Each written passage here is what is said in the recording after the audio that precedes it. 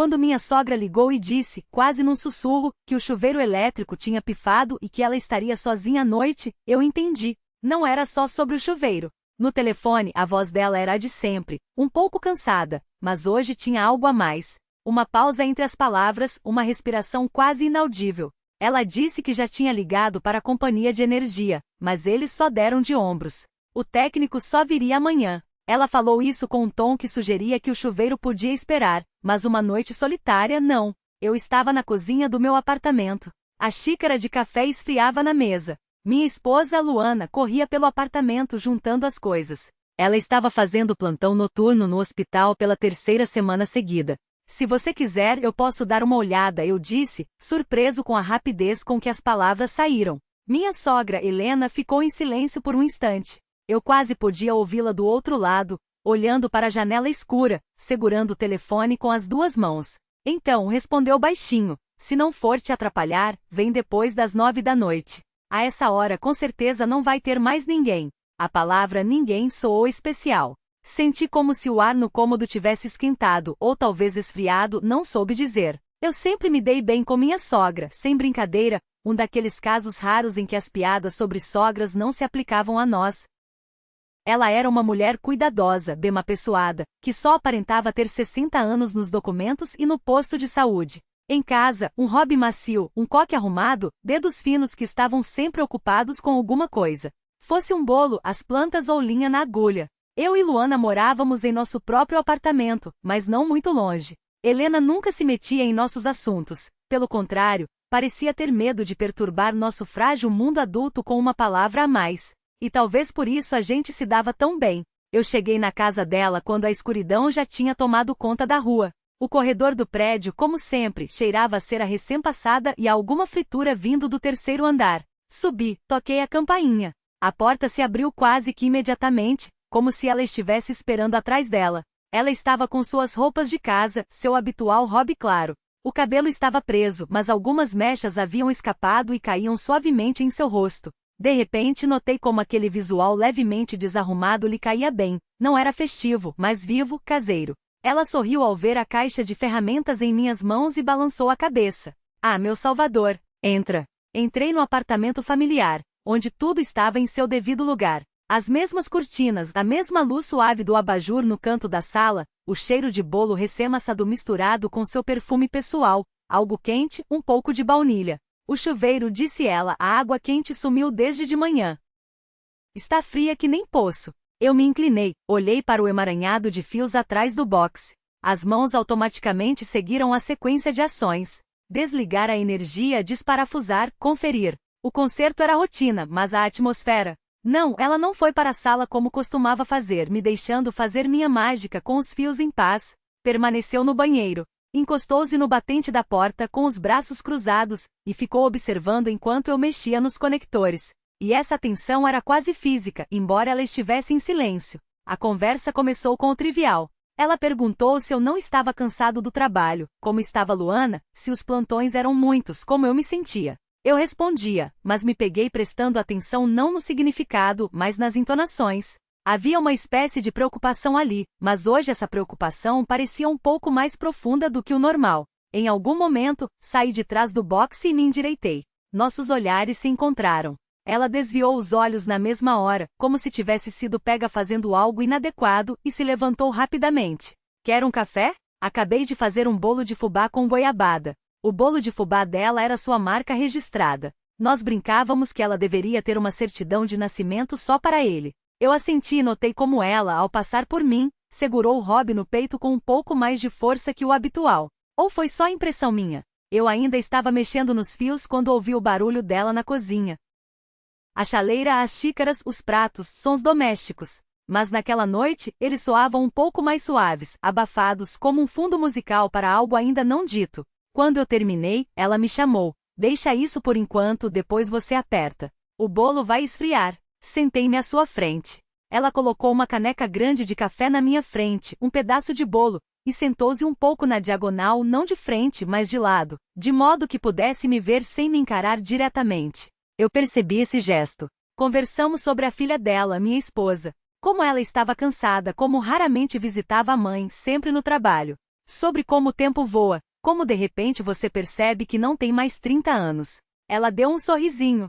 Às vezes eu me olho no espelho e penso, nossa, Helena, 60 anos? Na alma eu ainda. E não terminou a frase. Eu perguntei, como na alma? Ela ficou em silêncio, tomou um gole de café e respondeu, na alma, às vezes faz muito barulho e às vezes muito silêncio. Silêncio demais. Esse silêncio demais soou de um jeito que me fez olhá-la com mais atenção.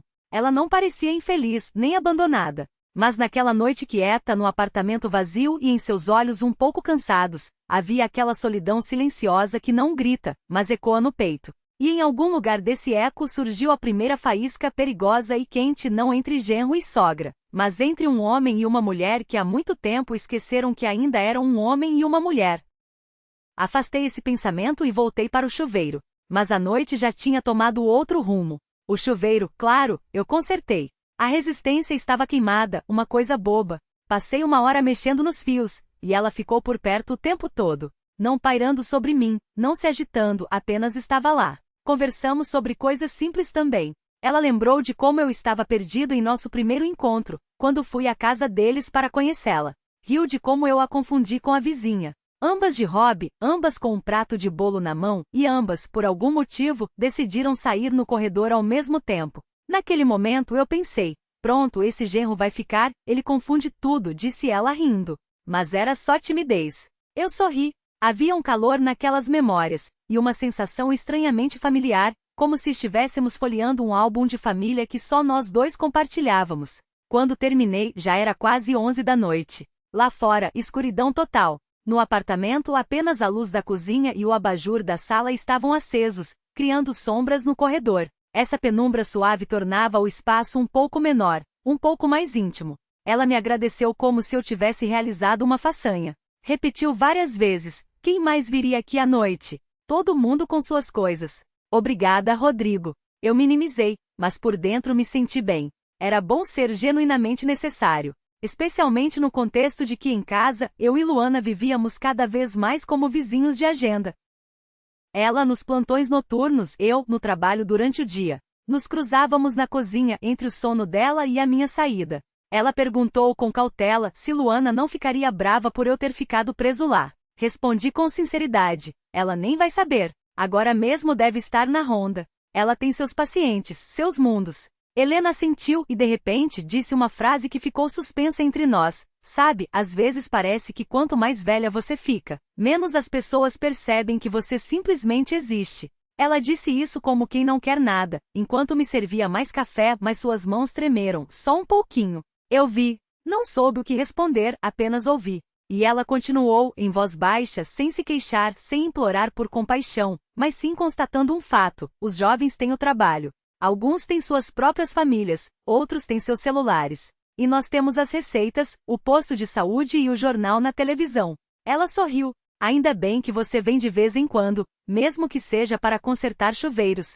Nós dois rimos, mas a risada foi suave, com uma nota diferente. Naquela noite, ela de repente começou a compartilhar coisas que nunca havia dito antes. Sobre como foi difícil criar a filha sozinha, como tinha medo de errar, como sonhava que ela tivesse uma família certinha, e como agradecia ao destino por aquele rapaz tímido do corredor ter se revelado um bom marido. Ela disse, às vezes eu invejo vocês. Jovens bonitos têm tudo pela frente. Vão brigar, fazer as pazes, criar filhos. Isso é tudo tão vivo.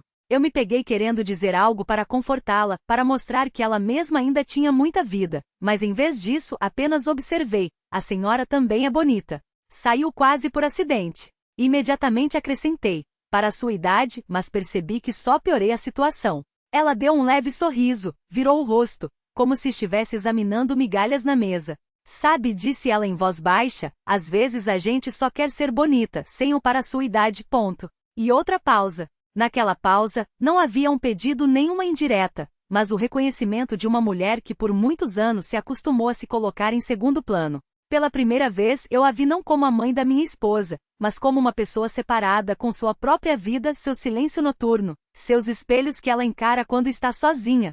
Essa descoberta tornou nossa proximidade diferente. Não íntima ainda não, mas mais pessoal do que o aceitável entre genro e sogra. Demorei para ir embora naquela noite.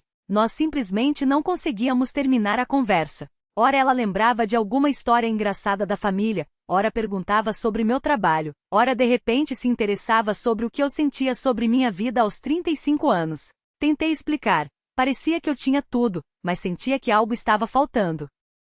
Que às vezes, ao voltar para o apartamento vazio à noite, eu me pegava com inveja daqueles para quem a luz sempre está acesa e há alguém esperando. Mas ninguém te espera? Dei de ombros. Luana chega tarde, às vezes nem nos vemos. Sabe como é, como dois trens numa estação, um sai, o outro chega. Helena sentiu e de repente disse muito simplesmente, está vendo? Somos parecidos em algo. Eu aqui, você lá, e o silêncio é o mesmo para nós dois. Essa frase me aqueceu e me assustou ao mesmo tempo. Era verdade. Saí para a noite e o ar frio do corredor pareceu estranhamente revigorante. Na minha cabeça ecoava a frase dela, às vezes a gente só quer ser bonita. E por dentro eu sentia uma leve ansiedade e uma estranha clareza. Depois daquela noite, tudo começou a acontecer com mais frequência, como se por si só. Primeiro, ela ligou alguns dias depois para perguntar como Luana estava, se não estava se esgotando.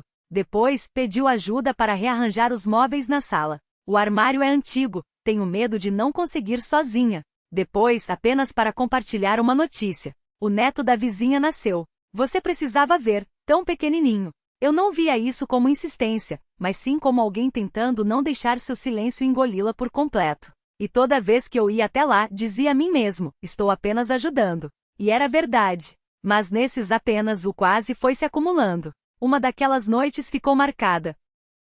Chovia, aquela chuva fina e insistente de outono que deixa a cidade parecendo lavada até os ossos. Luana estava de plantão, a casa vazia, a TV murmurando.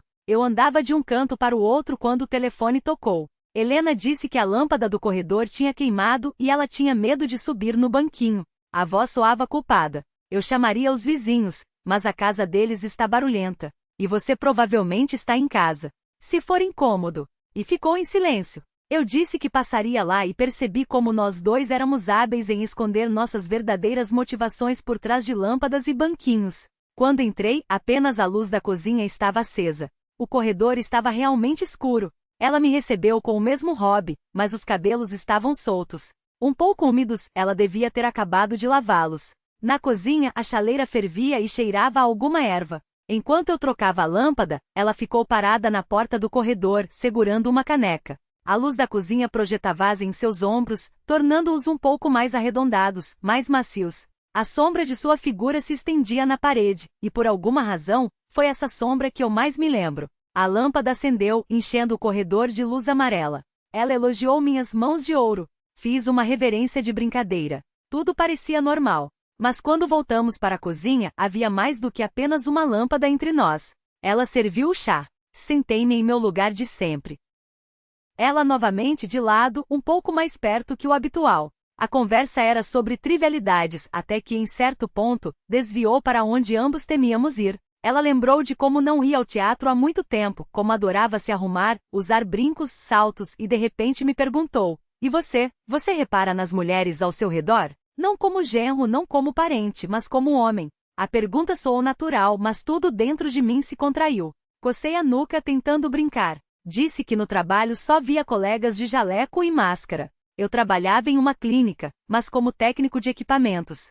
Em casa a esposa estava sempre cansada, e eu não tinha olhos para reparar. Ela sorriu, mas o sorriso era um pouco triste. Sabe, disse ela, às vezes, basta um olhar para entender que você ainda é visível para alguém. Não como paciente, não como a mãe de alguém, mas simplesmente como mulher. Senti que algo dentro de mim ecoava suas palavras.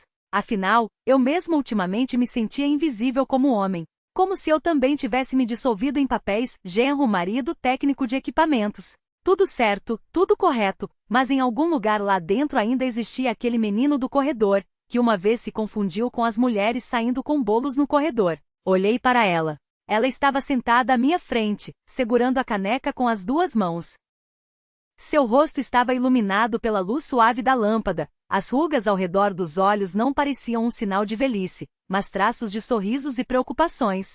Me peguei pensando que era muito agradável olhá-la. Uma pausa se instalou entre nós, daquelas em que o quase se torna palpável. De repente ela disse, sabe, às vezes eu penso, se nós tivéssemos nos conhecido em outra idade, em outro lugar. E não terminou. Desviou o olhar. Naquele momento, seu celular apitou em algum lugar no corredor. Ela se levantou de um salto, como se fugindo de suas próprias palavras, e foi procurá-lo. Fiquei sozinho na cozinha com a xícara e o pensamento, em outra idade, em outro lugar. O telefone apitou novamente. Era minha esposa. Como você está? Tudo bem? Ela escreveu. E eu, sentado na cozinha da mãe dela, com o chá quente e os dedos pegajosos de bolo, senti agudamente o quão fino era o gelo em que estávamos pisando. Quando ela voltou, a conversa não retomou o mesmo rumo. Ela contou que a vizinha estava brigando com o marido de novo, que o açúcar no mercado tinha subido, que a novela da TV estava péssima. Fingimos que nada aconteceu, mas eu via como ela, às vezes, lançava um olhar rápido para mim, como o clique de um interruptor, e desviava os olhos em seguida. Quando eu estava prestes a ir embora, nos encontramos na porta ao mesmo tempo. Eu estava vestindo minha jaqueta. Ela segurava um saquinho de lixo que ia levar para fora. O corredor era estreito e em algum momento ficamos perto demais. Tão perto que eu podia sentir o cheiro do seu shampoo e o calor de sua pele. Ela ergueu os olhos e naquele olhar, por um segundo, não havia mãe da esposa, nem sogra, nem parente. Apenas uma mulher, parada perto demais de um homem. Aquele segundo se estendeu. Nós dois precisávamos dar um passo para trás, dizer algo, fazer uma piada, mas ficamos paralisados. Era o momento do quase. Eu já não sei o que o interrompeu. O toque do interfone, alguém batendo uma porta lá fora, ou apenas o tic-tac alto do relógio na sala. Mas o fio se esticou ao máximo e não arrebentou. Nós dois recuamos ao mesmo tempo. Ela foi a primeira a se recompor, sorrindo de um jeito familiar. Vai, genro. Vai pegar um resfriado sem cachecol. Eu dei uma risadinha, brinquei sobre homens que não sentem frio. Mas, ao sair, capturei seu olhar mais uma vez. Havia de tudo nele. Gratidão por eu não ter dado aquele passo adiante, um arrependimento silencioso e compreensão. Em casa fiquei muito tempo no chuveiro. A água quente escorria e diante dos meus olhos estava a cozinha de Helena, sua luz suave e os segundos no corredor estreito que poderiam ter mudado tudo. Depois daquela noite comecei a visitá-la conscientemente com menos frequência.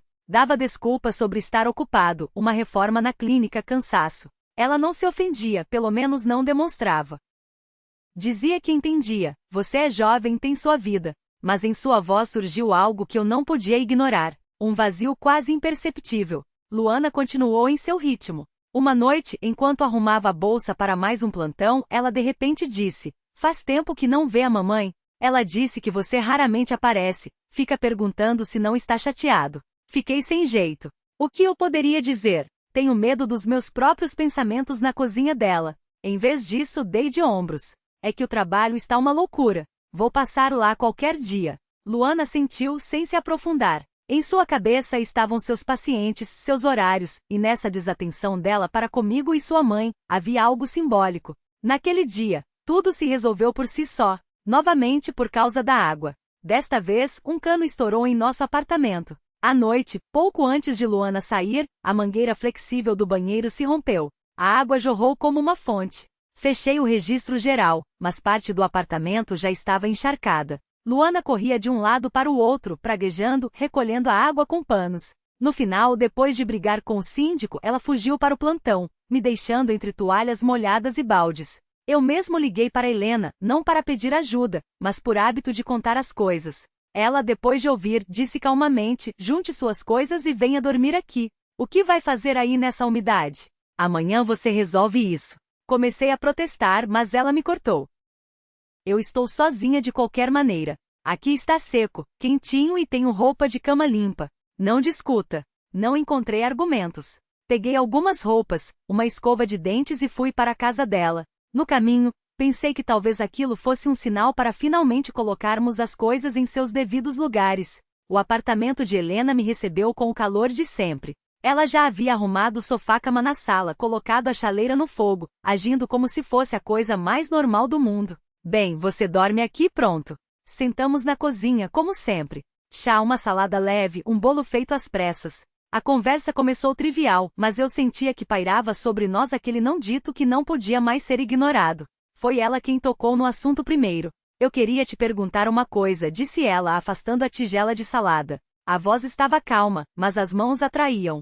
Ela dobrava cuidadosamente um guardanapo em um quadrado perfeito, depois em um triângulo, e o desdobrava novamente. Você Ela hesitou, procurando as palavras. Você não começou a vir menos aqui por nada, não é? Suspirei. Eu sabia que não podia mais adiar aquele momento. Ou conversávamos sobre isso agora, ou tudo acabaria estourando de uma forma pior do que o cano no meu banheiro. Eu fiquei com medo, disse eu, honestamente. Ela ergueu os olhos, surpresa. Medo? De quê? Eu olhava para minhas mãos na mesa, sem coragem de levantar o olhar. Medo do que eu comecei a pensar sobre a senhora. Pensar não apenas como a minha sogra. O silêncio que caiu foi pesado, mas não destrutivo. Ela não se levantou, não se indignou, apenas ficou sentada. Continuei, antes que mudasse de ideia. Naquelas noites em que eu vinha, eu me sentia bem demais com a senhora. Calmo demais. Eu me pegava esperando suas ligações, percebendo que era mais fácil estar aqui com a senhora do que em casa, onde Luana está sempre cansada, ocupada. E isso não está certo. Eu entendo isso. Por isso comecei a vir menos. Finalmente levantei os olhos. Ela me olhava não como uma parente olha para um rapaz culpado, mas como uma mulher que finalmente ouve a verdade. Em seu olhar não havia condenação nem surpresa, mas sim reconhecimento. Ela suspirou baixinho. Eu pensei que era só comigo. Que eu tinha enlouquecido na minha idade, que de repente me sentia bem perto de você, bem demais, de um jeito feminino, não maternal. E eu me culpei muito por isso. Ela sorriu cansada. Pelo visto, nós dois somos só humanos. Essas palavras soaram como uma libertação. Não uma desculpa, não uma permissão, apenas um fato. Sim, nós dois estávamos vivos. Sim, nos sentíamos sozinhos. Sim, um no outro encontramos o calor que parecia perdido. Em algum momento os dedos dela pousaram na mesa, bem perto dos meus. Ela não pegou minha mão, não se aproximou, apenas colocou a palma da mão ali, de modo que se eu quisesse poderia tocá-la. Foi um quase gesto, um quase toque e ao mesmo tempo a primeira fronteira honesta. Sabe, disse ela baixinho, faz muito tempo que eu não me sentia mulher aos olhos de alguém. Mãe, sim. Paciente, sim.